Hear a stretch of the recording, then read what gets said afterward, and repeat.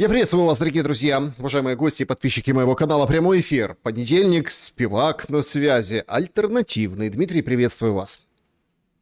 Все правильно. Приветствую, Саша, приветствую зрителей. Альтернативные спиваки. Моя зачастую альтернативная точка зрения, отличающаяся вот так от точки зрения там многих твоих гостей на все текущие события в мире, в Украине, в Европе и так далее. Поэтому готов к дискуссии, готов к вопросам. Знаю, что ты всегда собираешь вопросы зрителей, это очень здорово. Это придает как бы живость дискуссии. Поэтому, обязательную программу надо выполнить, то есть обращаюсь к зрителям, надо подписаться на канал и сегодня поставить лайк. Но уж очень надо, вот YouTube вам будет благодарен. И я в том числе, безусловно, тоже.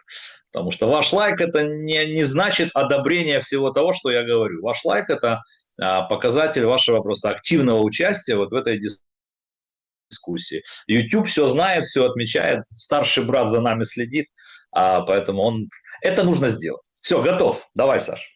Да, друзья, Врываемся. как обычно, наши разговоры, наш прямой эфир — это общение и с вами в том числе, поэтому оставляйте заблаговременно свои вопросы в клубе зрителей Шелест, это закрытое сообщество в Телеграм-канале, а также абсолютно открыто в сообществе YouTube под анонсом нашей встречи. И в чате трансляции пишите, но в самом-самом финале, потому что будет такой спорт, сессия ответов на вопросы. В общем, уделим время вашим вопросам. Ну а пока проголосуйте в нашем сегодняшнем чате. Голосование вот такое. Начнется ли война с Белоруссией?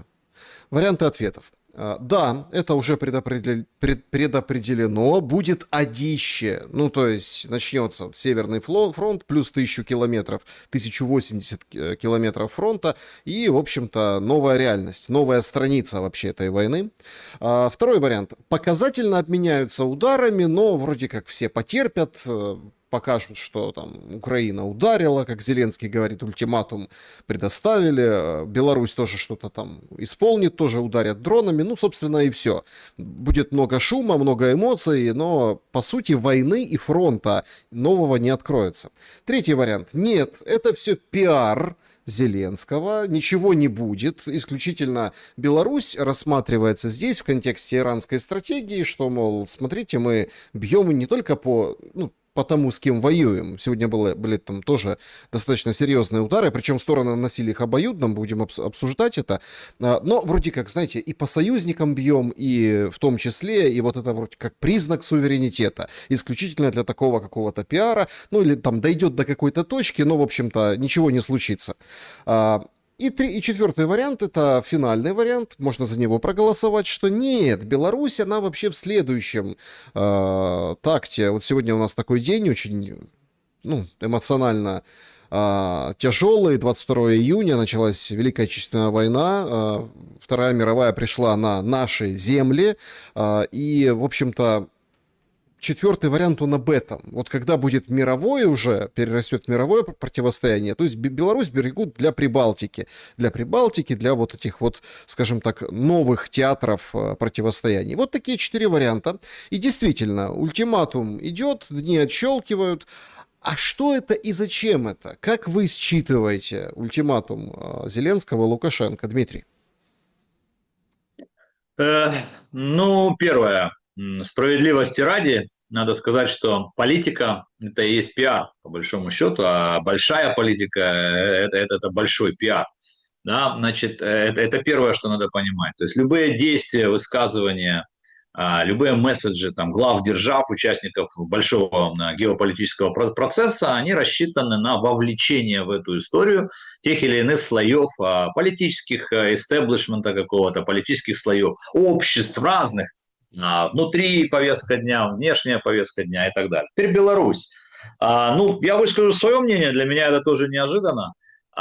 Сразу начну с конца. Я не думаю, что удастся втянуть Лукашенко в войну. Слишком хитер, слишком умен, слишком опытен. Нахрена ему надо, только наладил отношения с командой Трампа. Приличные у него отношения с Китаем. Маленькая Беларусь живет себе, живет. Более того, Лукашенко, конечно, зависит от Путина, зависит от России, но он помнит свое фиаско в феврале-марте 2022 года. Нахрена ему сейчас повторять все это, тем более, что Украина стала кратно сильнее. Да, и поэтому он понимает, что если что-то случится с его территорией, Украина ударит и очень больно будет Беларуси. Это он тоже понимает. Да и вообще зачем? Поэтому я все-таки верю, что Беларусь не будет втянута в войну не по желанию одной из сторон. Это первое. Ну, мне так представляется. И он будет до последнего Лукашенко уходить, юлить, сопротивляться, говорить какие-то тоже красивые вещи или некрасивые вещи, что-то скажет оскорбительное или наоборот извинится, как он уже извинялся перед Зеленским. Ну, неважно, что он будет делать. А крайняя задача Лукашенко – это не ввязаться в войну, потому что он уже мыслит категориями своего будущего. Он уже не мальчик, не пионер, и он же понимает, что война в Украине рано или поздно закончится, а ему нужно думать о собственной власти. А о собственной власти, о продолжении, там, о преемнике, не о преемнике, ну, можно думать только, если у тебя сохраняется вот этот мост с Соединенными Штатами и с Китаем. Вот. Это что касается Лукашенко. Теперь, что касается самого вот этого обращения к нему Зеленского в ультимативной такой форме. Ну, мне опять, я же не знаю, я там не нахожусь, когда выписывают эти ходы, но вот ситуация с Польшей, и вот ситуация мы к ней вернемся наверняка, я так понимаю, орденопад такой, да, и ситуация с Белоруссией, мне представляется это звенья одной цепи. То есть это задача Украины и европейских партнеров Украины из глобалистов, из пула глобалистов так называемых, попытаться два в одном, попытаться разорвать начинающееся такое вот, что ли, партнерство Штатов и Беларуси, потому что оно носит экономический характер, а там же вывели из-под санкций самый главный экспорт Беларуси, и просит Трамп у европейцев, да, убрать свои санкции, чтобы дать возможность экспорту, значит, в том числе удобрений калийных белорусских. И тут как бы европейцы экономически в этом не заинтересованы, поэтому, может Почему? быть, через Украину вот такой, ну, потому что это же конкуренция. Экономика – это конкуренция. Почему поляки не заинтересованы во вступлении Украины в ЕС? Да не потому что Волынь, и не потому что орден Белого Орла или Красного Орла, и даже не потому что УПА, я потом расскажу. А просто потому, что украинский экспорт, то есть открытие европейского рынка для украинского производителя сельскохозяйственной продукции убивает польское фермерство. Но они не скрывают этого, честно говоря. Поэтому поводы находятся, цель-то она экономическая, денежная, финансы, интересы. Такая же история болгар, такая же история словаков. Поэтому это первое. И второе, ну, есть попытка поднять уровень как бы эскалации. И есть попытка в этом, мне кажется, попытаться чуть-чуть надрезать связку Лукашенко с Путиным. Ну, иди знай, мы же не знаем, как отреагирует Лукашенко вот на этот ультиматум. Ну, там пройдет 4, 5, 6 дней. А Беларусь должна что-то будет ответить. Ну, или Украина должна будет что-то сделать, или повторить.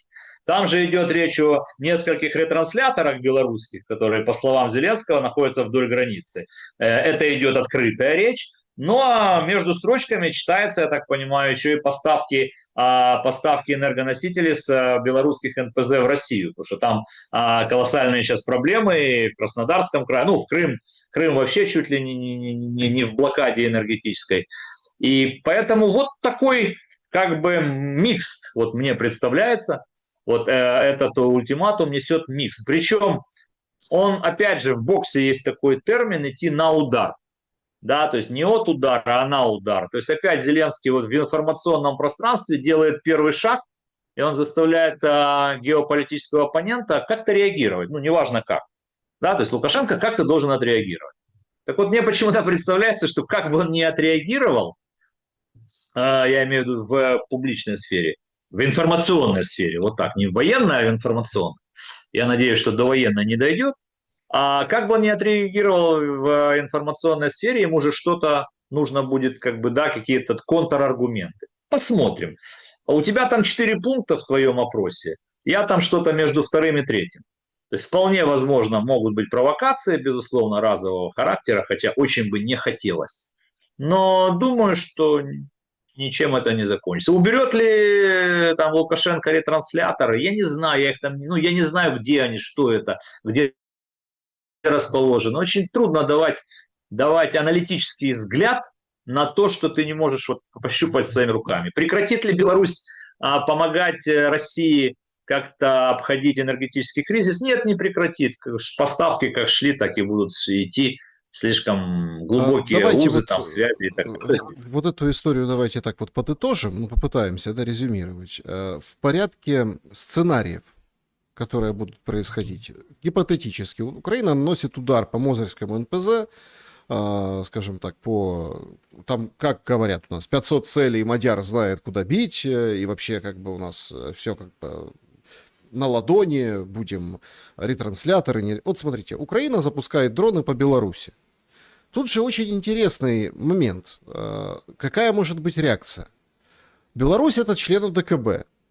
Она может запросить помощь у ОДКБ. Беларусь может запросить помощь у Китая. У Китая там серьезные интересы, и подвязки очень серьезные. Причем такую напрямую, вот как положено. Сейчас ходит аналитика, не знаю, вы встречали или нет, о том, что готовит нечто по украинскому, российскому конфликту Китай. Ну, то есть выступить, так сказать, миротворцем. Ситуация в этом ключе может быть еще интереснее, если условно Лукашенко обратится к Си Цзиньпину. Ну, понятное дело, Путин, Си Цзиньпин и вот это вот все будут бежать защищать Беларусь. Только из-за там дронового налета, ну, какого-то одного. Могу ответить. Какие есть Просто, инструменты? Чтобы тебе было легче. Да, чтобы тебе было легче. Давай, ты же гипотетическую ситуацию. Я верю, что этого не будет, но как бы нормально, когда идет теоретическая дискуссия, имеет место быть, когда ты предполагаешь нечто гипотетическое и начинаешь развивать. Итак, если предположить, что там украинские дроны бьют по какому-то объекту Беларуси, дальше ты продолжаешь. Значит, Беларусь запросит помощь. Все, дальше здесь можно ставить точку, Беларусь проиграл. Все, неважно у кого, у марсиан запросит помощь, у Пхеньяна, у Пекина, у Путина. Путин им ничем не поможет. А ОДКБ как таковое не функционирует, военной помощи не работает. А у нас уже НАТО не работает. Послушайте, по Украине ударили, Украина запросила помощь. Что Украина проиграла? Конечно, ударили. У кого Украина запросила помощь? Как? У Рамштайна, у стран, у Евросоюза, у стран НАТО, у США при Байдене. Да, конечно, да. По Украине начала войну вести вторая армия мира, ядерная держава, которая также просит помощь 5 лет, уже 5-й год у Китая и так далее. То есть, короче говоря, я к чему говорю? Запросить помощь у ОДКБ бессмысленно, ОДКБ в войну не вступит. Запросить помощь у Китая бессмысленно вдвойне. Китай ни в какие войны не вступает, тем более за Беларусь. Тем более, что должен сделать Китай? Подарить Беларуси 4 дрона, у них есть. Подарить Беларуси что? Что должен сделать Китай? Какую помощь должен забросить Беларусь? Поэтому абсолютно это бессмысленная история. А что касается ОДКБ, то ситуация там с Казахстаном и особенно с Ереваном, это отдельная тема, мы просто, чтобы не вклиниваться, это отдельные темы. Да, в ту минуту, как Россия не помогла Армении в ситуации с Карабахом, военная помощь ОДКБ, как бы ее можно заканчивать. А вот второй твой тезис, вот он интересный, я тоже об этом слышал, что Китай вот сейчас хочет найти исторический момент, когда США, Украина, Россия, вот этот треугольник на некой паузе, когда вот все внимание Трампа и всей его команде следующие 60 дней будут посвящены Ирану и всем этим очень тяжелым переговорным процессам, когда этот переговорный процесс может быть сорван в любую минуту, то ли, значит, Хезболлой, то ли Израилем, то ли еще кем-то, неважно. И вот Китай, я тоже слышал о том, что хотят найти момент и выйти как бы на арену, чтобы перехватить вот эту желтую майку лидера, да, у американцев и перехватить вот эту пальму как бы главного модератора. Даже не посредника, модератора. Вот, предложить свое участие в модерировании диалога Россия-Украина. Я тоже об этом слышал, но все это в закрытых источниках, поэтому ничего пока официального нет в этом плане. Поживем, увидим, как оно будет развиваться события на Ближнем Востоке. Это очень важно. Мы очень взаимосвязаны, безумно взаимосвязаны. И Трамп может тоже Украине предложить, и Украине, и России Трамп может предложить, у него есть такая излюбленная штука, он ее проделывает уже второй раз. Мало кто сейчас вспомнит, а я напомню. Ситуацию с Хамасом, с сектором Газа. Мы просто забыли столько событий, а как там было? Трамп же огласил о победе. Трамп огласил, что он все закончил. Там было подписано какое-то соглашение, тоже там несколько пунктов. Трамп сказал, что он создает Совет мира, где он возглавляет этот Совет мира, и что именно этот Совет мира будет сформировать некую структуру, куда пригласят бывшего, значит, премьера Британии, значит, Тони Блэера, который возглавит эту структуру, и там будет на месте определять земли, Израиль, сектор Газа. То есть задача Трампа, чтобы там была тишина. Там же не решен ни один вопрос. Просто мы уже об этом забыли. Слава богу, не воюют. Там не возобновляется горячая фаза войны. Потому что, уже новые исторические переделы идут. Там осталось спокойно. Но там же вопрос не решен. Такая же история с Ираном. Трампу было нужно, крайне нужно заключить какой-то мирный меморандум. Там на 50 дней, на 60, неважно. Ему нужно было открыть экономическую историю, то есть запустить Ормузский пролив, потому что уж слишком страдают союзники Трампа и выкатывают ему очень нелицеприятные такие предъявы, и европейские в том числе союзники, и союзники по Ближнему Востоку. То есть его задача была сделать в хате тихо. Давай, 60 дней там посмотрим. Вот Ормузский пролив открываем, временные санкции мы как бы вам приоткроем на вашу нефть, иранцы, и дальше будем говорить. Вот 2 месяца, чтобы было тихо. Вот это его излюбленная история, а что будет дальше, его не интересует. Дональда Трампа, на мой взгляд, волнует, чтобы по сектору Газа, по Палестине, по иранской ядерной программе, и мне кажется, и по Украине, вот до 28 года ему нужно обеспечить тишину. Что будет после, ему по барабану. Вот я уже уловил его такие внутренние вещи, что он не играет в долгую. Вот на десятилетие он не играет. Вот сейчас. Вот, чтобы ему поаплодировали и сказали: Дональд, ты красавец, самая кровопролитная война, и ты ее остановил. Вот он может предложить такую же историю, что давайте, Россия, Украина, останавливайтесь, давайте там вы здесь идете на уступки, вы здесь, а все остальное начнем говорить. А все остальное это самое важное. Потому что войну мы не имеем права, как государство Украина, заканчивать с неопределенностью, и заканчивать с неким документом, который не обеспечит функционирование украинского государства в поствоенный период и гарантии неповторения нападения на нашу страну там на ближайшие 30-40 лет. Вот без подобного документа... Дмитрий, а почему Иран может себе позволить такую роскошь, а Украина нет? Скажу тебе, потому что Иран не бомбят 4,5 года, а в Иране была война такая, да и не война, такая, окей, там, да, ракетно-авиационная составляющая войны была там месяц, там 3 недели и так далее. Это первое. Второе, у Ирана есть один глобальный вопрос, где тянучка по времени идет им на пользу. Да, вот, если Ормуз открыт, они его контролируют. Экспорт нефти иранский сегодня достиг исторического максимума, они зарабатывают огромное бабло. В этом всем соглашении у них очень много там есть преференций, значит, пряничков. Кнутов мало, а пряников много. 24 миллиарда, могут же они подождать разблокирования собственных активов? Да. Создание фонда инвестиционного для инвестиций в иранскую экономику 300 ярдов. Можно подождать? Можно. Можно вести переговоры месяц, 2, 3, 4, 5? Конечно, можно. У них же задача какая, да? Сохранение всей своей ракетной инфраструктуры и ядерной компоненты. Вот это их задача. Это второе. И третье. Я бы не сравнивал вообще Иран с Украиной с точки зрения гарантии безопасности на будущее. Потому что на Ближнем Востоке невозможно расписать мир на 30-40 лет вперед. Ни Трамп, ни Джей Ди Венс, ни демократ, никто не сможет это сделать. Там очень, очень взрывоопасная ситуация, которая переплетена на идеологии, на этносе, на культуре, на истории, на экономике, на вот этом вот, да, иудейское государство 9-миллионное, 200-миллионный исламский мир, там много чего. Поэтому там вот годик, два, три, пять, вот да, и как бы главное, чтобы было тихо и не задействовано было ядерное оружие. Слишком много его там, и Пакистан, и Израиль, и так далее. А вот Украина, Европа – это другая история.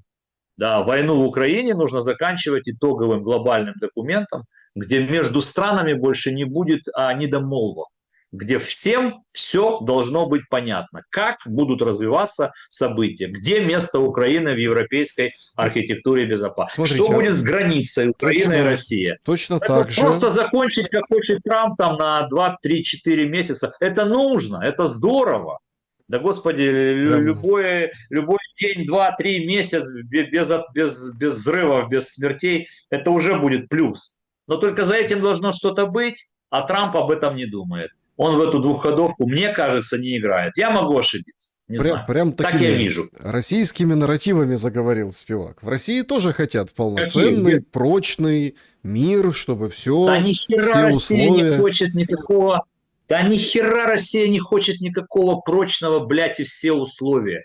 Россия продолжает разговаривать со всеми, ну, с Украиной, ультиматумами. Что еще должно случиться? Сколько еще регионов в России должно остаться без бензина, чтобы они перестали диктовать условия? Они никак не могут осознать, что они не выиграли, это мягко говоря. А если ты не выиграл, какие ультиматумы? Какой мир хочет Россия?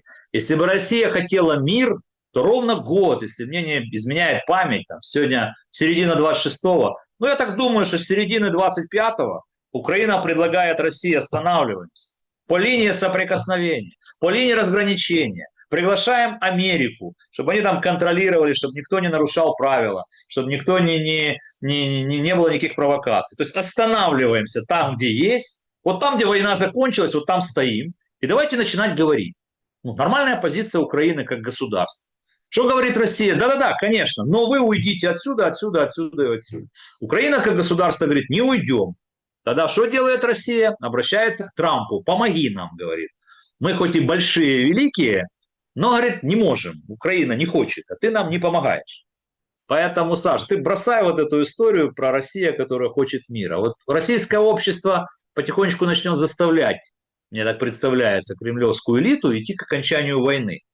Потому что, наконец, россияне сейчас увидят, услышат и поймут, что такое жить в состоянии непредсказуемости, что через час по тебе может прилететь. Они же 34 года жили, ну там война это же где-то там, в Украине. И воюют кто? Контрактники. А мы ж тут как бы... А тут начинает прилетать, больно, громко.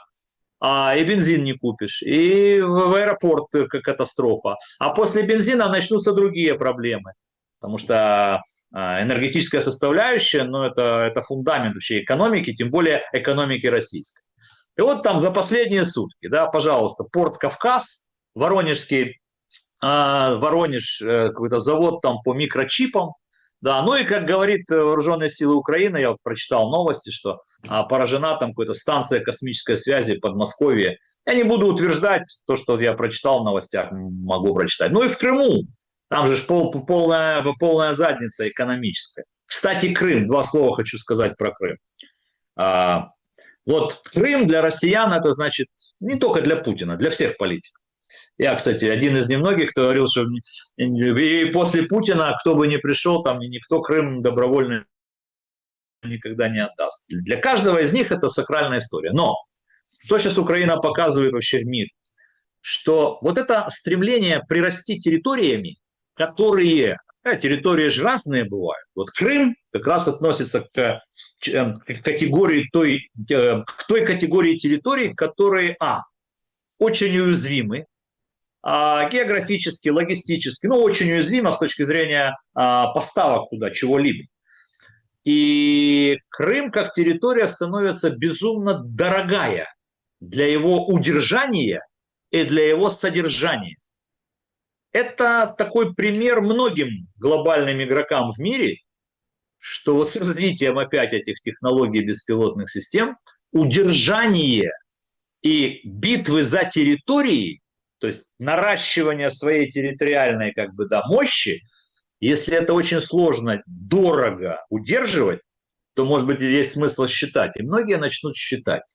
Ну а крымчане, которые так снисходительно 4 года так сквозь зубы разговаривали о войне в Украине, вот почему-то сейчас начинают ныть.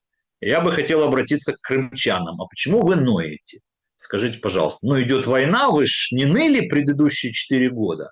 И как-то снисходительно про нас. А сейчас заныли. Да нет, терпите, вы ж воюете там против нас. Непонятно, что мы вам сделали, правда, но вы как-то... А сейчас все заныли. Ой, там и детские лагеря закрыты, и сезон закрытый, и по мостам бьют. Да, как у нас все. Как все в Украине. Вы же бьете по нам 5-й год. И по лагерям, и по сезону, и по туризму, и по мостам и так далее. Поэтому Украина продолжает выносить и выводить из строя нефть и газовую отрасль российскую. Все не выведем, понятно. Россия огромная, ресурсы огромные. Но ущерб наносится серьезный.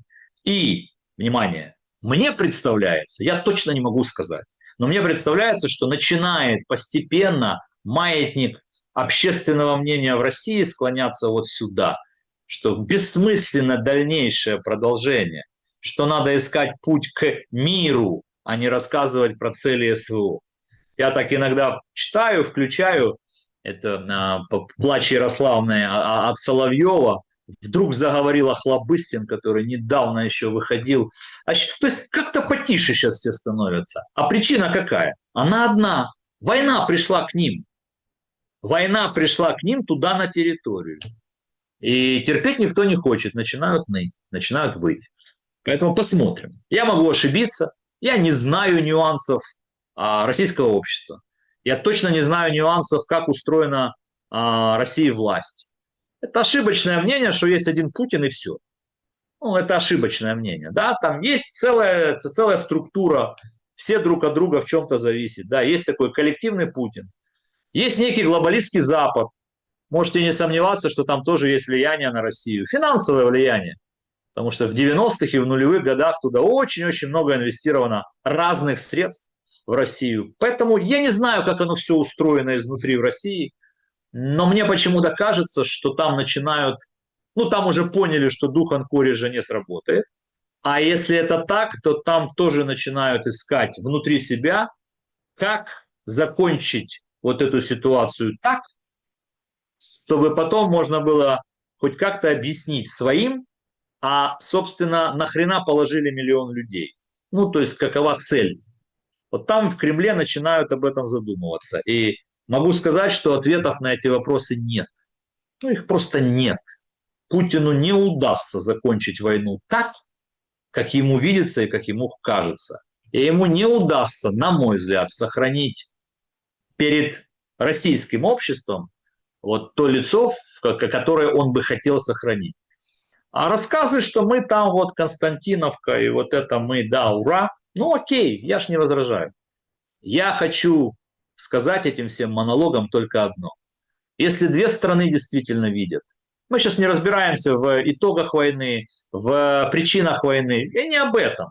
Кто совершил преступление, я сейчас не об этом. Ну вот 5-й год, ну все. Ну, если 2 страны говорят, надо заканчивать, то не с ультиматумов начинают. Надо садиться и заканчивать. Как это сделал сейчас Трамп с Ираном. Он понял, ну, что ультиматум? Ну, бесполезно. Ну, тогда надо идти продолжать войну. Только Трамп понял, что ему не хочется продолжать войну. Она бессмысленная. И поэтому он пошел на разговор с Ираном, как с равными. Говорит, смотрите, надо открывать коридор. Мы вам вот это, вот это, вот это, вы вот это. Да, ядерный. Идет диалог. И то, насколько он сложный. А здесь как мантру продолжают про Донбасс говорить. И мне непонятно, зачем и почему. Поэтому война, наверное, будет продолжена, по крайней мере, до середины сентября, до выборов в Госдуму. Имеет ли Кремль все рычаги правильно провести выборы? Ну, думаю, да. Ничего там сверхъестественного на этих выборах не произойдет. Но какие-то подвижки, мне кажется, есть и будут. И вот как только выборы в Госдуму закончатся, если ничего такого, не дай бог, сверхъестественного не произойдет, то я думаю, что все-таки придут к пониманию, а может быть и Китай подключится, придут к пониманию, что надо садиться и разговаривать. Потому что там год-полтора там назад, ну год, слово «орешник» вызывало страх и ужас. Сегодня слово «орешник» не вызывает никаких эмоций. Ну, вообще ни у кого в мире. Ну, вот такое время наступило. Ну, вот орешник. Ну, то Так. есть вы считаете, И вот, что беспилотники страшнее, чем орешник? да нет, просто, да не беспилотников больше просто. А орешников очень мало. Поэтому орешник, как любая очень современная ракета, ну, понятно, когда она прилетает, она причиняет огромный вред. И люди гибнут, и предприятия. На войну оно никак не отразится. На соотношении сил оно никак не отразится. Будет очередная трагедия. Ну, дальше что? Смотрите, тут Ведь в очень Кремле же, важно... сейчас я отвечу на твой вопрос. В Кремле же тоже понимают, но они же тоже в шахматы где-то играют. Ха. А как это сказать? Блефовать и шантажировать всегда легче, потому что так ты можешь добиться успеха. Кто-то испугался, кто-то сделал шаг назад, кто-то говорит, слушай, давай разговаривать, давай говорить. А вот ты, когда это уже сделал, вот оно уже произошло. Все, ну произошло. А дальше какой твой следующий ход? А после орешника что есть? Применение тактического ядерного оружия? И что, в России не спросят товарищи из Кремля, а нахрена? Ну, какая цель? То есть после орешника, Саша, ничего нет. Сейчас Смотрите, можно еще нужно... об орешнике говорить. Мы вот ровно то, что вы говорите, вот в этом-то и интересность, интересный период, интересная ситуация. Интересно, я беру такие тяжелые кавычки и, конечно, трагические кавычки. Ровно то же самое можно переложить и в другую сторону, в сторону россиян. И ровно точно так же можно сказать россиянам по поводу ущерба Украины. Тут есть очень важный момент. Вы сказали посчитать. Но тут есть вопрос главный. Ты считаешь свои или ты считаешь чужие?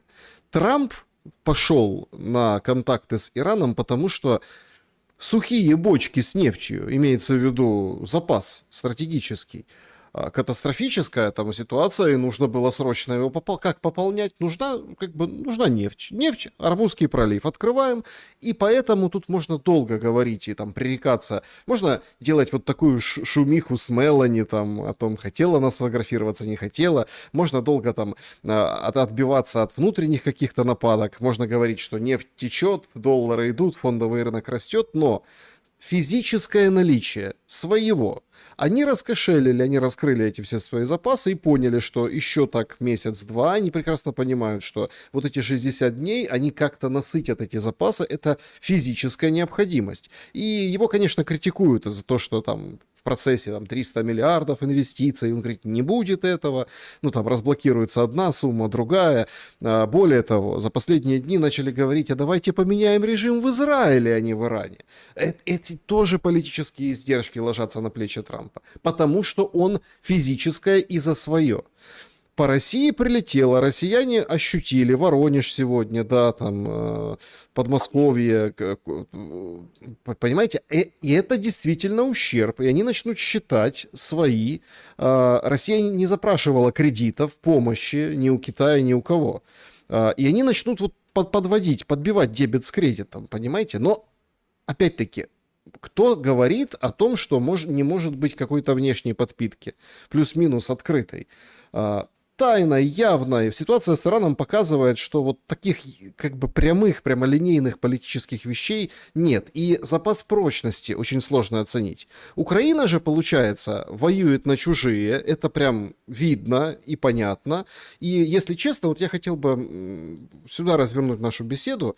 Мало того, что финансирование, понятно, из-за рубежа, но тут еще очень важный момент. Складывается впечатление, что отрабатываются какие-то модели, вполне вероятно, искусственного интеллекта. Такое ощущение, что задача, ну вот если объективно посмотреть на картину, например, дернуть за ус Лукашенко и начать бить по Крыму, ну такими ударами логистическими. Это такое ощущение, что это как модель какая-то, машина написала. Такое решение принять по войне, по ходу войны. Ровно как и Первое. И дроны с машинным зрением управляются тут искусственным интеллектом. Смотри, Саш, на любой войне идут испытания новых видов вооружений, новых видов тактики и стратегии ведения войн. Ну, это правда. Особенно на больших войнах, которые, вот, к сожалению, в Украине. Идет огромная большая война, и идет перестройка всего военно-промышленного комплекса мира, идет перестройка психологии сознания. Впервые же американцы поняли, что подожди, ну колоссальный, да, дисбаланс у них и у Ирана, а сделать с Ираном ничего не могут, потому что первое, второе, третье. То есть идет вообще перепрошивка того, а как будут войны выглядеть вообще через 20-30 лет с развитием искусственного интеллекта, с развитием написания программ, с развитием вот этих беспилотных дроновых систем, как это все будет выглядеть. И да, идет опробирование, ну, в том числе вот на том, что происходит в Украине. Это бесспорно, это так и есть. Что касается, что Украина воюет не на свои, да, к сожалению. А что уж тут поделаешь? Ничего не поделаешь. Украина воюет не на свои. У нас колоссальные проблемы с бюджетом, у нас колоссальные проблемы с экономикой. Мы, к сожалению, колоссально зависимы от Запада, который не дает нам, так сказать, обратить внимание на Восток. Я на каждой программе это говорю. К сожалению, так. Это есть правда. И эту зависимость нашу от них, они, конечно, с удовольствием будут воплощать в свои интересы. А и после войны, я имею в виду, и ресурсы Украины, и другие какие-то аспекты. Каждый играет свою игру, и я никогда их не называю союзниками. Это у нас есть многие привычка такая, наши союзники. У нас нет союзников у Украины. У нас не подписан ни один союзнический стратегический договор. Мы ж для Америки не такая же страна, как Израиль. Кучу же гарантий безопасности подписывал Зеленский. Куча документов. Столетний договор с Британией. Нет, это не гарантия безопасности. Саш, ну ты же опытный журналист. Зачем ты повторяешь какие-то мантры, никому не нужны? Это договор о совместной деятельности в военной сфере, в оборонной сфере. Никакого отношения к гарантиям безопасности прямым это не имеет. Ну, косвенно, да, если вы там вместе развиваете, производите что-то, ну, пусть это будет считаться так. Это же журналисты наградили эти документы вот таким словосочетанием, что это подписывались гарантии. Да нет. Договор о совместной деятельности в оборонной сфере. А союзники – это США и Британия. Союзники, конечно, это США и Израиль. Есть еще в мире примеры союзнических отношений. Да, ну там Китай, Иран, Россия, Иран. А у нас партнеры иногда попутчики, на нас играют, иногда нами играют свои интересы. Если бритам нужно и американцам нужно, чтобы Россия здесь увязла надолго, так это же не потому, что там они за нас, а потому, что у них свои интересы. Чем слабее становится геополитически Россия, тем можно у них там что-то откусить. Ну, хорошо. Это задача там Смотрите, британцев и американцев. Да, про союзников и несоюзников. Слушайте, а давайте посмотрим с украинской точки зрения. Я, например, абсолютно, то есть никакого пиетета к полякам не питаю, ну, в плане там отношений к украинцам, народы, там, всегда такое было, то есть, но вообще же Украине невыгодно делать подобные демарши, как с этими звездами, орлами и всякими прочими наградами. Плюс очень интересно это смотрится с внутриполитической точки зрения. Когда Кучма тут нарисовался, Ющенко, понимаете? То есть это вообще как-то... Порошенко, который под санкциями, который как бы... И все как бы стали как один, поддержали инициативу Зеленского. Первый момент. У меня сразу возникает вопрос. Так, а что это за белый орел такой?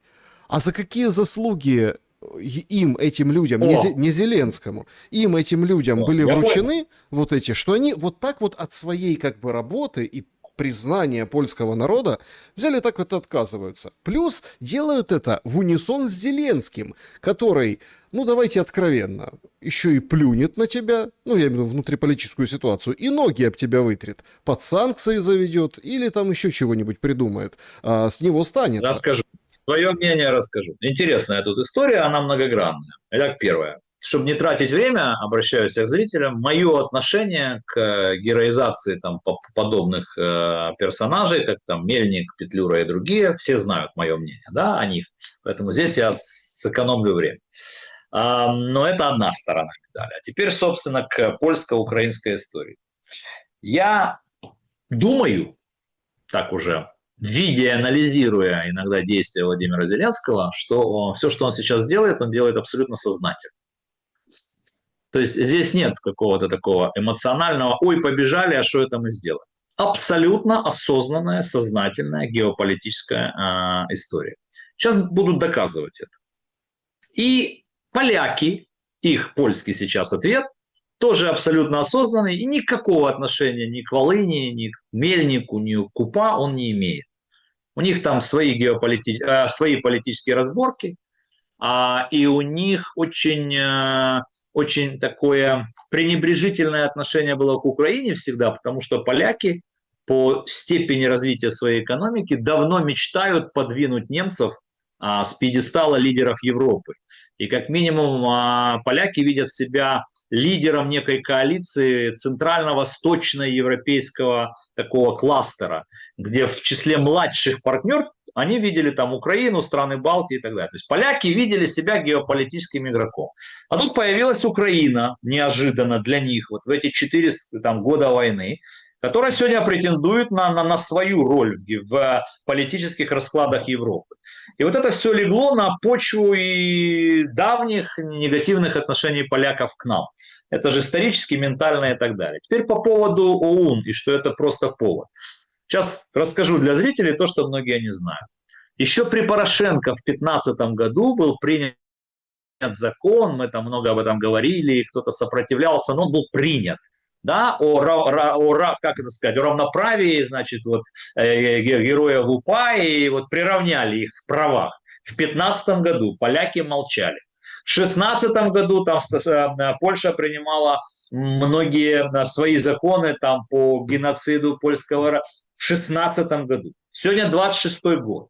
То есть если бы ОУН, УПА, Мельник и взаимоотношения Украины и Польши так будоражило бы польскую общественность и элиту, то они должны были бы возвращать и убирать там ордена со всех украинцев в 2016 году, 10 лет тому назад. Однако тогда они этого не делали. Почему? Да потому что по барабану. Тогдашняя Украина, достаточно слабая геополитически, была им выгодна. Почему? Потому что тогда были демократы, тогда были глобалисты. Вы помните, что Польша была таким ретранслятором, да, политической воли США в Восточной Европе, и Польша стремилась к большим высотам. Сейчас время поменялось. Поэтому Зеленский, когда присваивал имя там, одному из подразделений, он же прекрасно понимал на реакцию поляков. Прекрасно понимал и действует осознанно. И поляки получили для себя повод, решили так, отберем у тебя, значит, орден Белого Орла. А до этого что делала Польша? До этого Польша рассказывала про Волынскую трагедию. А до этого в 23 году что делали поляки? Закрывали перед украинским экспортом свой шлагбаум и не пускали нашу продукцию для своего рынка. Объясняя это своим и международным партнерам, этими поводами там, с Волынской резней, сейчас у них будет эта ситуация с ОУН-УПА и так далее. Что будет? Это вот Украина-Польша. Нужно ли нам это вот сейчас было? Там у нас с ними ничего не получается с точки зрения перспективы. Я думаю, что Украина четко осознает, что Польша костьми ляжет против вступления Украины в ЕС. И тут надо искать какие-то новые пути решения этого вопроса. Что будет дальше? То, что отказались от орденов там Кучма, Ющенко, Порошенко и такой устроили флешмоб, решили поддержать, значит, позицию, поддержать президента, поддержать позицию, не знаю. У меня другой вопрос. Вот возник сегодня утром. То есть польские ордена и медали экс-президенты и экс-премьеры решили отдать. Окей, все, солидарность, месть, я понял. А скажите мне, пожалуйста, обратился бы я к товарищу Кучме, например. У вас и у всех ваших коллег есть российские ордена. Я гарантирую. Ордена, может, какие-то почетные знаки там, да? 100%. А 5-й год идет война на территории Украины, Россия бомбит Украину. И никто из вас не отдает, не отказывается от российских наград. Многие украинские политики, чиновники, депутаты, министры, я вот уверен, у меня нет четкой информации об этом, там, сколько, у кого, какие. Но это интересная тема, я бы ее поднял. И зачем? Думаю, что у Кучмы что-то есть. Зачем? А мне интересно было бы задать вопрос Леониду Даниловичу, что не отдаете российские награды? То есть, раз вы можете идти на такие поступки, взяли польскую награду, отдали, то что не отдаете российские награды? Вот такой это вопрос у меня был бы. Вот.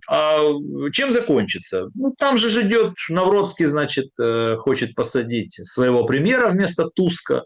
Туск, который как бы хочет удержаться и пытается нас примирить. Задача Украины, как я вижу, вот в том, что сейчас делает Зеленский, это дать понять Польше, которой керует Кароль Навроцкий, что Украина ни в одном украино-польском таком геополитическом треке не планирует быть младшенькой. А если хотим, то давайте говорить о партнерстве равном, будущем, на поствоенное время. Вот мне представляется, что вот эта такая вот перепалка, она же получила, почему эта перепалка такой информационной, как бы такую поддержку? Из-за этих орденов. Потому что уже там 3 или 4 дня продолжается флешмоб, там один отказался, второй отказался, третий. Сегодня там с утра я прочитал, Гройсман, экс-премьер-министр, отказался там от какой-то, ну, польская награда какая-то у него была. Не орден Белого Орла, а просто польская награда, там 2011 года он вообще там был мэром Винницы. И, ну, видно, что-то там с поляками. Хотя тоже интересно, за что вручали награды польские украинским, значит, вот, мэрам, губернаторам, министрам. Это вообще интересная тема. Она настолько обесценивается, вот эти вот награды. Вот поляки вручают, венгры, болгары, мы, чехи. Вот это вот обмен вот этими, оно, как мне кажется, диалог Зеленского и Кароля Навроцкого, и диалог Зеленского и Туска все равно будет продолжен через определенное время. С Туском быстрее и легче, с Навроцким сложнее. Но это будет так же, как с товарищем Фицо. Ведь они встречались же на G7, встречались. Ни к чему пока не пришли. Ну, надо говорить, дорогу осилит идущий. И с болгарами надо говорить, потому что это наши соседи. Черт возьми, и с румынами надо говорить. И даже с Мадьяром надо говорить, несмотря на его провенгерскую позицию, и несмотря на то, что тот же Мадьяр, я, кстати, не знаю, как правильно, Мадьяр или Мадьяр, вот где ударение стоит. Ну, Мадьяр вроде, да. Тот же премьер Мадьяр, да, тот же премьер венгров Мадьяр недвусмысленно сказал, что Украине там не светит вступление в ЕС там, в течение 10-15 лет. Вот. Ну, а я, мою позицию, вы знаете, через 10 лет, мне кажется, Европейского Союза в его нынешнем виде существовать не будет. Будет что-то другое, в Европе будет создаваться что-то другое. Да и в мире будет создаваться что-то другое. Вот эти все предыдущие союзы, конфигурации, конструкции, они сживают себя. Потому что к власти в мире начинают приходить правые. Посмотрите, даже в Колумбии там еще подсчет идет, ну, вроде там президентские выборы, с минимальным отрывом побеждает там правый ультранационалист, консерватор, которого там поддерживал Трамп. И в Европе сейчас посмотрите, какие лидерские позиции занимают правые партии. Кстати, Стармер, похвалите меня все, пожалуйста, с Нового года я рассказывал, что Стармер до осени уйдет в отставку. Вот он сегодня ушел в отставку. Поэтому все, что там он говорил про Украину, за Украину, можно поделить на два. Единственное, что для бритов хорошо, ну, вернее, в чем бритам повезло. Кстати, сразу даю следующий свой прогноз, который я даю с февраля. К осени Мерц тоже уйдет со своей должности. Поэтому вот эта тройка, связка, которая последний год, вот это все, да, Стармер, Мерц и Макрон. Ну, Макрон уходит там следующей весной, а Мерц, ну, Макрон просто не будет баллотироваться, он об этом заявил. А Мерц осенью тоже, до осени покинет свое кресло канцлера. Так вот, в чем бритам хорошо? Что у них не премьер-министр решает глобальные вопросы геополитики. Неважно, Стармер, Сунак, Лиз Трасс, кто там, не он. Виндзоры, да, британская корона. Там по-другому устроено все. Да. Карл III может решить больше, чем все премьер-министры вместе взятые. Поэтому, если сейчас на место Стармера, мы не знаем, когда это произойдет, потому что он может досидеть до съезда своей партии, а съезд у них там на сентябрь, по-моему, если я не ошибаюсь. То есть, в принципе, с приставкой «и он» там может просидеть еще 2 месяца. А может быть, решат заменить уже. Как пишут британские источники, там ему на смену Стармеру может прийти более левый политик. О чем это говорит? Это говорит о том, что общая позиция Британии и по отношению к Евросоюзу, и по отношению к Украине, и, понятно, по отношению к русским, к России, да, оно никак не изменится. Вот в чем уникальность Британии? Какая разница, как фамилия премьер-министра? В Германии, конечно, такого нет. Есть разница. Вот Мерц уйдет, все будут смотреть, кто пришел, какая коалиция, с какой партией, когда будут выборы, что там альтернатива для Германии, что там с правыми. А вот в Британии, ну, неважно, ну, придет этот. Там есть Ми-6, там есть Виндзоры, там есть лондонский Сити, там есть много-много разных геополитических рычагов, а премьер-министр просто является олицетворением, да, публичным олицетворением позиции британской короны в мире. Ну, а Стармеру, да, я бы сейчас с удовольствием задал бы 2-3 вопроса. Не зададут Что никакие теперь вопросы. делать?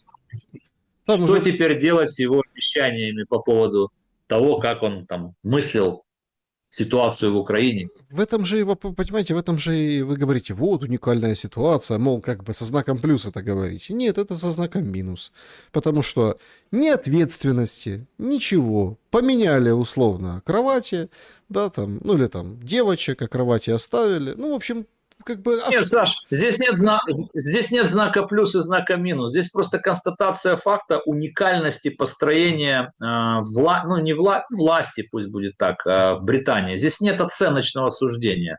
За, против. Да какая разница, мы с тобой за или против. Просто вот такая уникальная ситуация, что вот в Британии власть, она не тут. Даже не в стенах парламента. Она в другом здании. И Вы же поэтому, понимаете, что это тоже способ когда выиграть приезжает к время. Трампу премьер... Смотри, хороший пример сейчас. Вот есть же разница, и все же это видят вот на экранах разницу, когда к Трампу приезжает премьер-министр Британии, неважно, Стармер, кто-то другой, и когда к Трампу приехал Карл. Ну вот все, вот все, да, вот пришли, сейчас будут терки. То есть по умолчанию мы уже все осознаем, ну вот она власть. Поэтому тут нет, друзья мои, нет тут знака плюс-минус. Я просто проконстатировал вот такой факт. Смотрите, идет В игра. Иране есть президент в Иране, а есть аятолла. Да, И власть аятолл. В Иране так устроена власть. Идет игра, Поэтому... понимаете? Игра на время. Да. Идет просто игра на время. Новый премьер-министр Британии при сохраняющейся всех тенденциях в английской политике великобританской, то есть это просто время, это запас времени, кредит доверия. Я не могу забыть Лиз Трасс. Сколько там она? 45 или 49 дней провела на позиции премьера. Да? Ну, ничего страшного. Нездоровый человек, да. То есть Сунак, то точно так же. Они просто канализируют вот эту историю через смену вот этих фигур. Вот и все. И проводят, и ведут свою вот эту вот политику, которая ничего хорошего не несет пока в контексте разрешения и приближения мира в Украине. Послезавтра будет Евро-5, так они называют, Евро-5, и там тоже ИО Стармер будет, понятное дело, они будут обсуждать, поляки тоже будут, да, и будут обсуждать, как там восстанавливать Украину. Ну, такой будет. Непонятно, будет Зеленский или нет, пока, наверное, будет, куда денется. Это как... Они будут обсуждать не как будут восстанавливать Украину, а чьи компании будут участвовать, и где тут деньги для восстановления Украины. Вот в чем. Ну, так мир устроен. Жестко, цинично, прагматично. У каждого свои интересы. Все понимают, что после войны восстановление Украины – это огромный экономический фронт по инвестированию денег.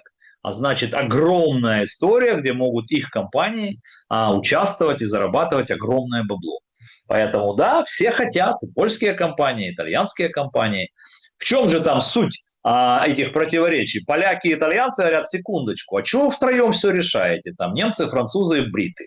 Мы вот тоже готовы. Вот пошли им вот уже 5 у них. Это же не потому, что они все хотят с Путиным поговорить. Это потому, что они понимают, что рано или поздно идет к окончанию. Они понимают, что у британцев с украинцами есть якорь. Бриты заставили нас подписать этот 100-летний договор. У американцев с Украиной есть якорь. У нас подписана там какая-то ресурсная сделка. Я не читал ее, не знаю о чем. Никто не знает о чем. А вот у остальных, там немцы, французы, итальянцы, поляки, у них как бы нет такого якоря, но они хотят. И вот используют свои тоже рычаги, чтобы убедить, что польские компании должны участвовать там, в восстановлении Украины. Итальянские концерны там должны тоже участвовать. Вот о чем идет речь. И это просто объективные реалии европейские. Это тоже без знака плюса и минус. Здесь нет хорошо или плохо. Это вот реал-политик. Он таков.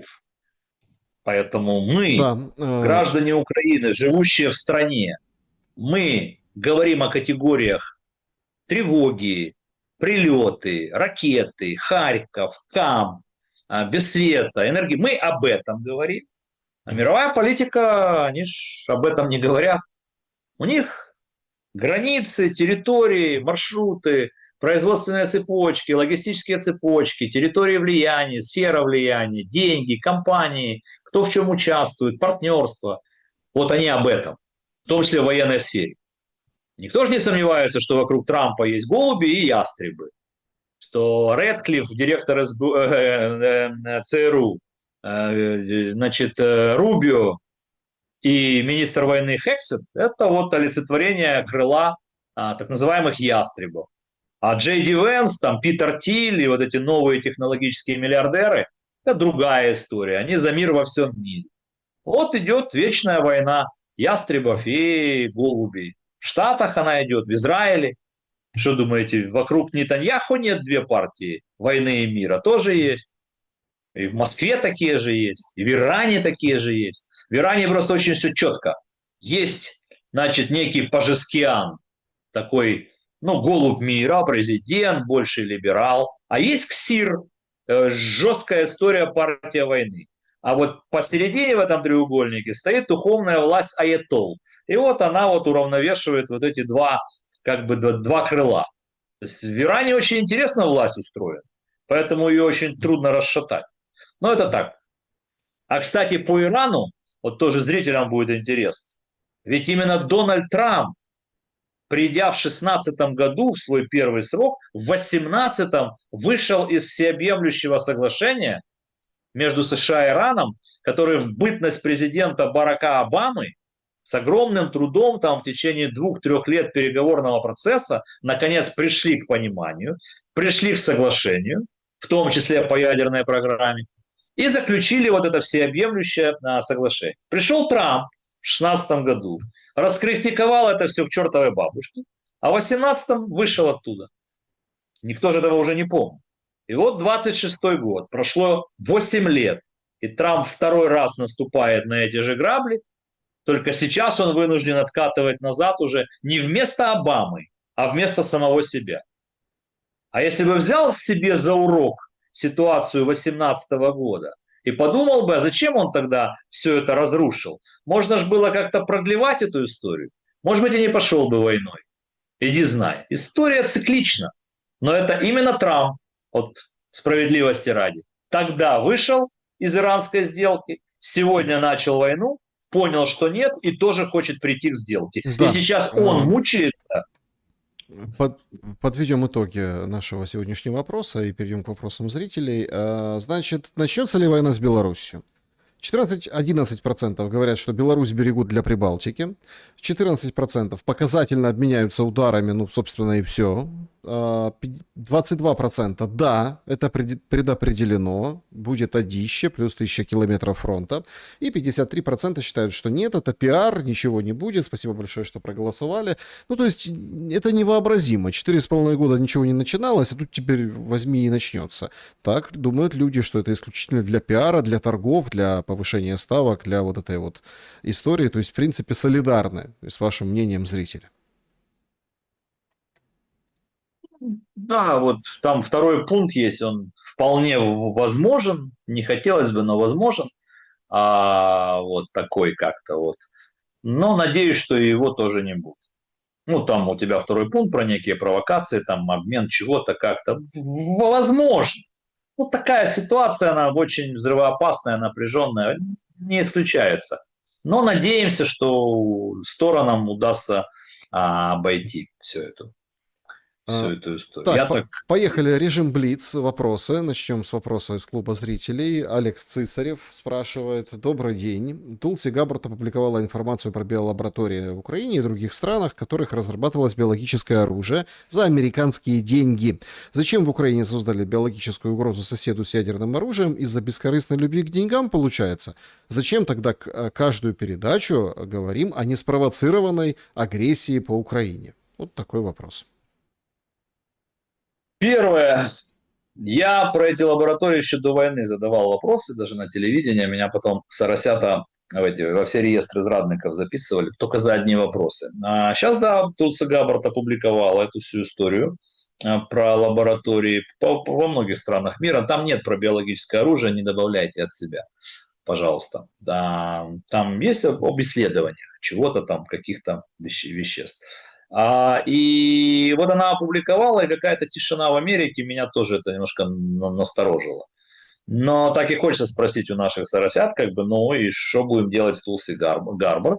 Она уже, как бы, может, и не директор национальной разведки, но в Штатах так не работает. Ей бы никто не дал бы права выйти с таким разоблачением. Кстати, кроме этого, она еще выдала материалы про финансирование вот этой всей истории с COVID-19, что там финансировались определенные исследования в этой китайской лаборатории. То есть Тулси Габбард, уходя, так жестко хлопнула дверь. И это правда. Мне бы хотелось, чтобы правоохранительная система в Украине вот разобралась и дала бы всему обществу ответ на этот вопрос. Что это было? Было ли? Какие деньги? Что исследовали? Ну и так далее. Нормальный человеческий вопрос, который мы тогда задавали. Вот. Ну, а вторая часть вашего вопроса, она мне понятна, она одинаковая. Отвечу вам коротко. Украина 24 февраля 2022 года никак и ничем не угрожала России. Поэтому агрессия России, широкомасштабная война, которую они начали 24 февраля, абсолютно Украиной не спровоцирована. И никем, ничем не спровоцирована. И третье. Противоречия между государствами нужно решать в экономическом ключе, в политическом ключе, в дипломатическом, в финансовом. Можно затевать торговые войны, можно там шантажировать друг друга поставками, нарушением еще чего-то там, производственных цепочек. Как угодно можно выяснять отношения. Кроме того ужаса, который устроила Россия, вот уже и пятый год не может отсюда выскочить. Ну вот, поэтому не надо вот это все воедино. Заглянул в чат трансляции, там переживают за судьбу кота Ларри, который так только не может никак привыкнуть к новым хозяевам резиденции. Бедолага.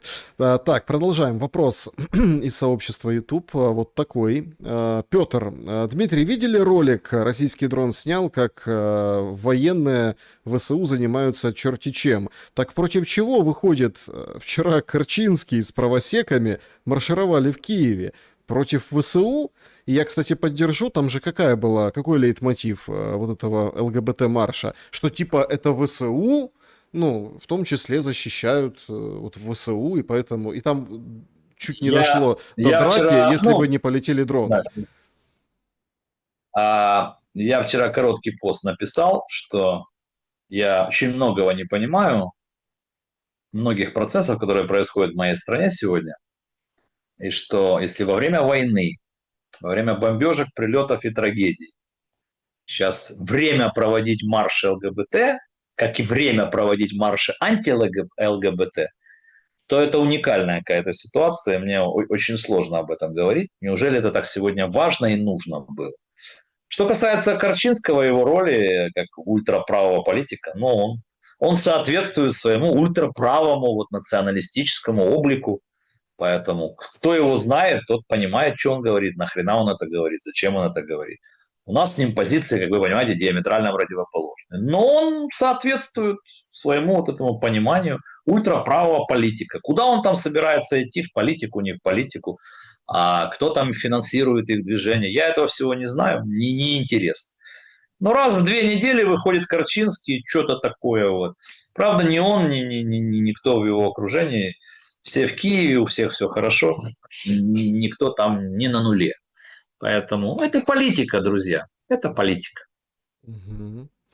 Так, Максим, Одесса. Что в голове должно быть, чтобы присвоить воинскому подразделению имени героев УПА? В 1944 году так называемые герои напали на поезд «Рава Русская», где убивали польских женщин и детей. Это общеизвестный исторический факт. Но если ты в истории полный ноль, ну неужели нет кого-то в этой горе-команде, кто может дать правильный совет? Спасибо вам, добра и вам и вашей семье. Спасибо вам за добрые пожелания. Мы с вами очень узко мыслим по поводу этого. Ну, если вы смотрели сейчас нашу программу, то я дал исчерпывающий ответ на эту тему, поскольку сейчас Блиц, то не буду повторяться, но у нас очень сложная история, она неоднозначная по региональным особенностям. Поверьте мне, что то, что сейчас происходило и происходит абсолютно осознанно. И ситуация с чествованием УЛУ, УПА, там, да, Бендеры, это тоже часть украинской истории, которую сейчас, как и всегда, будут использовать там, в геополитических каких-то вещах. Да, очень разные точки зрения, в том числе по этой тематике. После войны будем как-то разбираться друг с другом, с нашей историей, с нашим отношением к этой истории, к разной истории. У нас она разная, понимаете? Есть страны, где вот на планете есть страны, где нет таких исторических предпосылок и противоречий. Ну, там все понятно. На предыдущие 3 века, там 300 лет вот у них вот. А есть страны с более сложной историей такой, знаете. И Украина в том числе. Гуманитарные вопросы, на мой взгляд, не менее важны, чем экономика. Гуманитарная политика, она или объединяет людей в обществе, или разъединяет. Вот нам после войны придется дать ответ на многие вопросы. Мгм. Руслан спрашивает. Дмитрий, здравствуйте. В своих эфирах часто обращаетесь к россиянам, объясняя, что удары по НПЗ должны как-то сподвигнуть общественное мнение, что войну надо заканчивать. В России нет уголовной ответственности за публикацию фото и видео последствий ударов, поэтому картинок много, и возникает иллюзия, что вся Россия в огне, из-за этого и многие впадают в состояние эйфории. Но России до нынешнего состояния Украины далеко. В Украине нефтегаз уничтожен полностью, страна живет, ТЦК зверствует, народ безмолвствует. Никто не выходит на улицы и призывает власти заключить мир. Отсюда вопрос, почему украинцы терпят, а россияне не должны? Эти два народа чем-то отличаются? Желаю удачи. Вот такой вопрос. Ну, начну с конца, как говорят в Одессе, эти два народа отличаются, безусловно. Но это отдельная, да, большая тема. Отвечу вам. Ну, первое. Во-первых, вы или меня цитируете тогда точно, потому что я никогда не говорил, Россия в огне, Россия вообще огромная. Как Россия может быть в огне? Речь идет о том, что за 4 года войны Россия не представляла себе, что война идет у них. И что в крымчане не представляли себе, что можно сидеть без бензина. И что жители туристической зоны Краснодарского края не представляли себе, что порт может гореть, и что туристы могут не поехать, и что бензина может быть не быть. Вот идет о чем речь. Второе. Третье. Я разве хоть раз сказал, что там выйдет революция уличная и сметет кремлевскую власть? Я же не об этом говорю. Я говорю о том, что есть надежда на то, что если война придет и приходит уже сегодня, и начинает создавать практические сложности там, отдельно взятым людям, предприятиям, слоям населения, то есть предположение и предпосылки к тому, что общественное мнение внутри, а каждая власть всегда делает замеры социологические, закрытые для себя, не для публикации. Есть такое ощущение, что так колыхнется, значит, общественное мнение. А в Кремле очень-очень, так сказать, прислушивают. У них сейчас выборы, через 2 года у них выборы. То есть им нужно проходить эту историю избирательно. Поэтому вообще не прислушиваться не могут. А как объяснять россиянам, что происходит? Что ПВО российское не в состоянии защитить ничего. Ни Московскую область, ни Москву, ни Петербург, ни Краснодар, не может. Значит, с каждым подобным ударом у российского общества внутренне будут возникать все больше и больше вопросов к российской власти. Ну, и я вот не вижу, какой ответ Кремль будет давать своему обществу. Я могу ошибаться. Я могу выдавать желаемое за действительное, но мне просто кажется, что В этом есть логика. И что российская, и что Путина будут, в том числе и многие в его окружении, подталкивать к тому, что ну, надо заканчивать. А может быть, во что я верю, на определенном этапе подключится Си Цзиньпин, который тоже ему скажет, давай заканчивай там, ты проигрываешь, ну скажет, будет хуже, лучше не будет. Закругляйся, есть тут дела, давай заниматься. Ну, я утрирую сейчас, конечно, они не так общаются, но вот где-то в этом плане. Мгм. Значит, мы сегодня уже занимались таким моделированием. Вот Александр спрашивает, если эскалация достигнет такого уровня, что Россия должна будет применить ядерное оружие, тем более, что разговоры идут усиленно, что тогда мы будем делать, украинцы, и что будет делать украинская власть? А эскалация куда должна подняться? Что еще не было задействовано за эти 4 года войны? Вот вы произносите слова такие немножко с новостных лент, из стола. Что это такое, скажите мне? Ну, что Россия не задействовала из обычных видов вооружений? Куда она должна подняться эскалация? Все, вот остался вот шаг до ядерного оружия. А если бы Россия понимала, что оно для нее все решит, и если бы в Кремле понимали, что применение ТЯО решит их вопросы тут, и не разрубит их отношения с их союзниками, в том числе в Пекине, они бы уже давно это сделали. Не делают только потому, что понимают, ну и что дальше? Вот бессмысленность этого. Они что, хотят Третью мировую войну начать?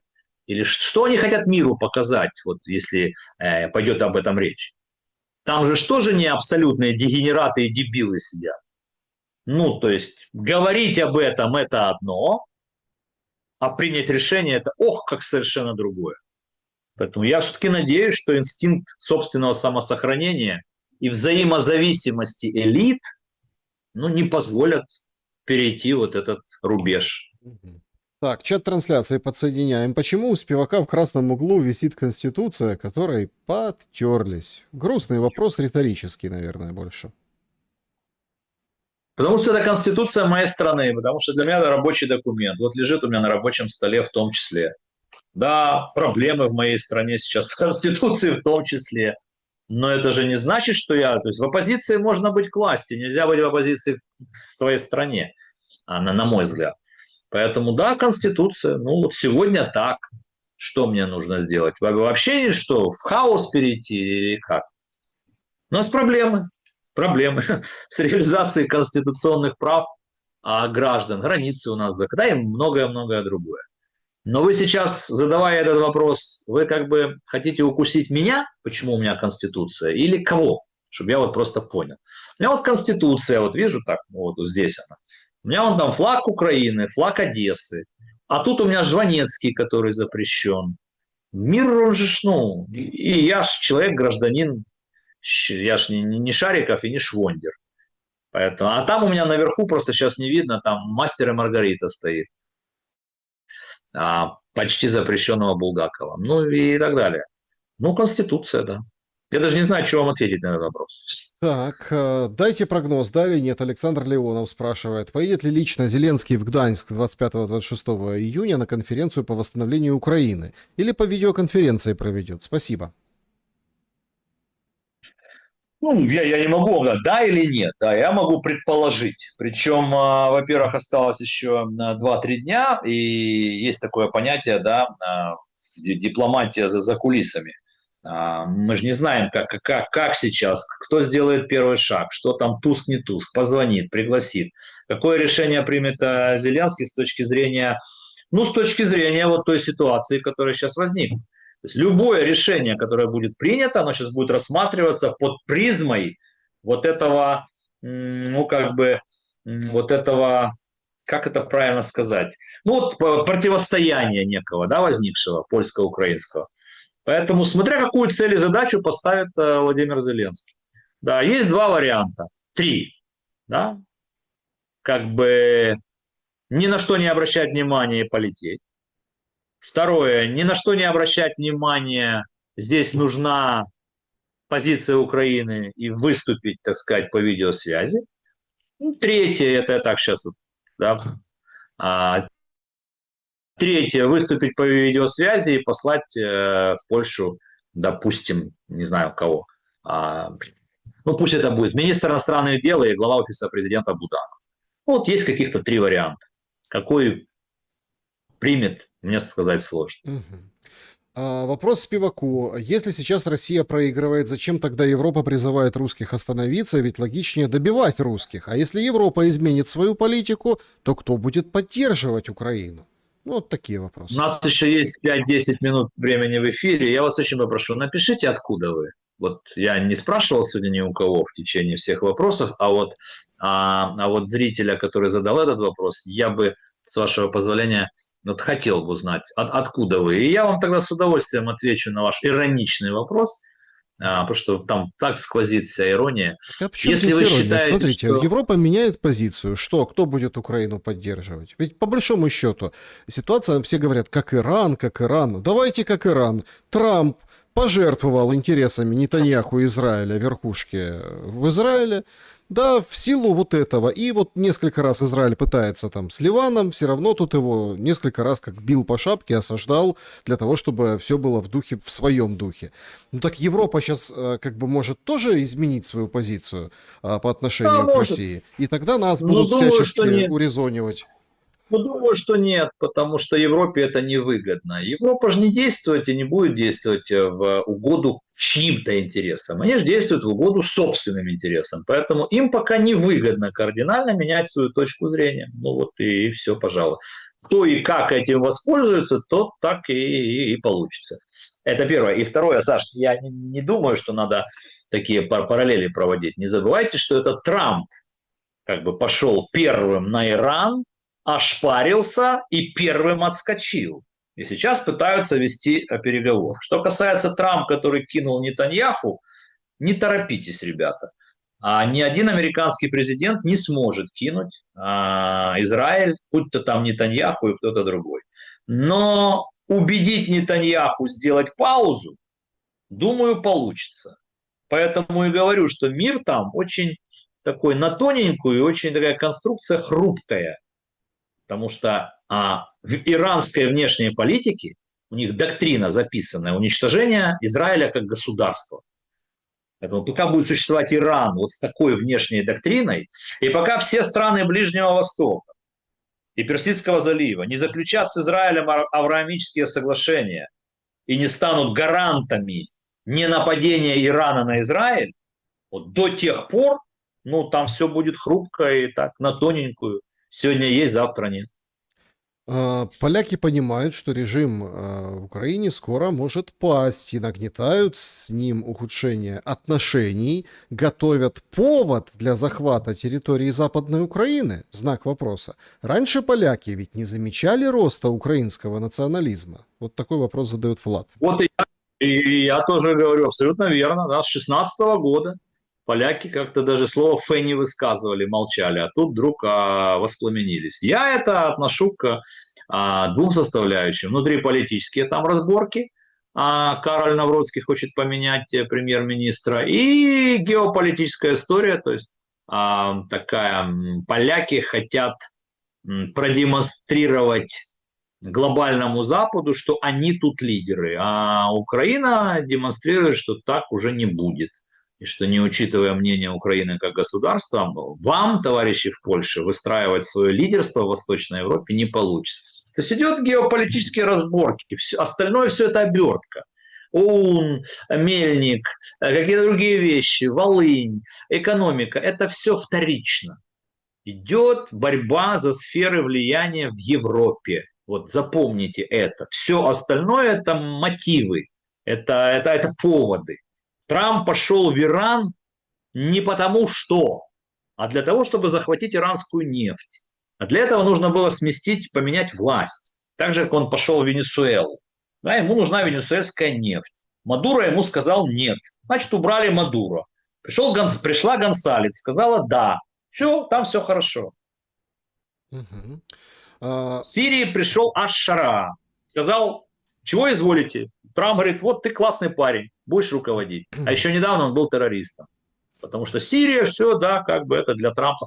То есть миром правят интересы, миром не правят какие-то ценностные такие вещи, даже какие-то исторические, миром правят жесткие интересы. Вот и все. Так, вот такой вопрос. У Луганской области по средней зарплаты второе место после Киева. Украина настолько богата, чтобы платить за воздух? Область-то у России сейчас. Ребят, я слышал эту информацию, никак не готов ее прокомментировать, потому что больше ее нигде не встречал, проанализировать не могу и давать своих оценок как бы я тоже не очень понимаю, что вот это обозначает. То есть почему Киев, я понял, да. Мне казалось, что второе место должно занимать там Одесса, Днепр, я имею в виду по заработным платам, Львов, безусловно, да, ну то есть крупные города, которые в той или иной мере пострадали.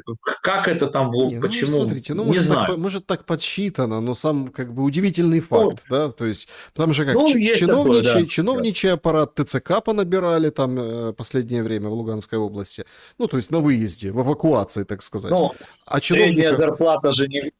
Ну, средняя зарплата, Саш, не высчитывается же так только их по мало, чиновникам. не, их же А, мало, их же мало. А где ты еще в Луганской области работать будешь в я Украине? понял, И да. вот Может быть. и Вот. получается зарплата средняя высокая за счет вот этих чиновничьих и выплат и Вот всех остальных. Шелест вам ответил. Может такая быть, как бы, вот история? Может, не знаю. Вопрос. Вот это, кстати, давайте завершим на этом, но это очень важный вопрос. Значит, я считаю, что это очень опасно, скажем так, ну, я не буду предварять, вы ответите, как вы считаете. Я, может быть, присоединюсь, но это очень важная тема. Вопрос. Имеет ли моральное право Спивак рассуждать о продолжении войны не из окопа? Меня не интересует, что он еще делает, если он не в окопе, зачем открывать рот. И таких пол Украины вояк в интернете. Очень, как бы, месседж, который мы слышим. Не, все понял. Смотрите, ну, у меня есть два варианта ответить на этот вопрос. Первый вариант – это послать человека нахер, вообще не отвечать, не беседовать с ним. Потому что, ну, мне не у кого спрашивать разрешения, чего мне говорить, чего не говорить. Вот, это первое. А второе, с удовольствием могу ответить для остальных зрителей просто, из уважения к зрителям. Значит, первое. Спивак не рассуждает о продолжении войны. Спивак рассуждает о геополитической стратегии, о политике мировой, европейской, и о том, что нужно заканчивать эту историю и заканчивать войну. Это второе. Третье. Ни в одной стране мира во время ни одной войны 100% мужского населения не находятся в окопах. Ну вот, пожалуй, и все. И о мире, об окончании войны, о проблемах в экономике, о проблемах на фронте имеют право говорить как те, кто в окопах, так те, кто не в окопах. Но самое главное, не призывать к войне, если ты не в окопах. Вот это так, на мой взгляд. Поэтому я никогда к войне, собственно, и не призываю. Это я отвечаю для зрителей, а вот этому человеку, который это написал, к нему это вообще не относится. Более того, я не очень понимаю, нахера вы сидите, слушаете наш эфир. Выключите, займитесь другим, более полезным для вас делом, чем слушать Спивак. Смотрите, ну тут, возможно, там, потому что там Спивак. Это вообще очень опасная тенденция. Это очень опасно. Нет, понятное дело, что дилетанты, там еще что-то. Нет, смотрите, здесь очень важно. Всем хотят закрыть рты. Война – это тот период исторический, да, когда очень легко именем войны заткнуть рот, засунуть в бус, оставаться при власти больше срока, сидеть, красть, да, на потоке, выводить денежку за бугор через крипту, намывать себе схемы. А если ты открываешь рот, тебе говорят, а что ты не в окопе? Ты будь в окопе, и тогда поговорим. Вопрос, самый главный, если вы как бы принимаете вот эти правила, то тогда ничего никогда не закончится. А вот если люди говорят, вы пишете в комментариях, то все-таки есть еще надежда, что к чему-то придем, как-то это образумится. Не, ну и самое интересное, что, судя по всему, вот этот парень, кто это написал, судя по всему, тоже пишет не из окопа. Но, судя по всему, младше меня в 2 раза. Поэтому, молодой человек, вы там в биографию зайдите, там есть дата рождения, своя, моя, и потом себе проанализируйте, если ваш мозг способен на это. Просто потом мы будем выбирать людей и говорить, а какое ты имеешь право быть мэром? Ты был в окопе, а ты что тут продаешь мне тут эти овощи на овощной лавке? А ты был вообще? Знаете, сколько ряженых придут, сколько в политику сейчас будут заходить? Это же классика. Швондеровщина и Шариковщина. Это же гениальная история. Там меня на Колчаковских, вон меня, видишь. Это же, почему это классика? Потому что это гениально. Вот следующие местные советы, облсоветы, горсоветы, Верховная Рада. 2/3 там будут в камуфляже. У 2/3 будет удостоверение УБД, участник боевых действий. 2/3 из них там близко там не были к линии фронта. Это просто очень несложно получить. У нас же армия в 3 раза больше по количеству, нежели те, кто действительно воюет. Поэтому да, после войны вот это начнется, да я, ты кто такой, да я. И ты же не будешь проверять каждого, где ты там воевал, в какой воинской. Потому что тенденция такая, вот те, кто по-настоящему сейчас воюют, по-настоящему те, кто, вы их в студиях не видите. А тех, кого вы видите постоянно в студиях, мне не очень понятно, как они воюют. Вот начните немножко это анализировать. Потому что война закончится, мы войдем в новый политический цикл. Рано или поздно будут выборы, разные выборы. Местных советов, мэров, там, депутатов, президента, разные будут выборы. И если мы к выбору своему будем подходить, исходя из одного принципа, вот ты в этом всем или нет, ну, тогда мы чистый лохотрон. И запомните, я бы не хотел. Военный – это не равно умный, не равно образованный, честный и все остальное. Это просто военный. Всем спасибо, дорогие друзья, за то, что побывали на нашем стриме. Дмитрий, спасибо за время и мысли. Спасибо. Друзья, берегите себя.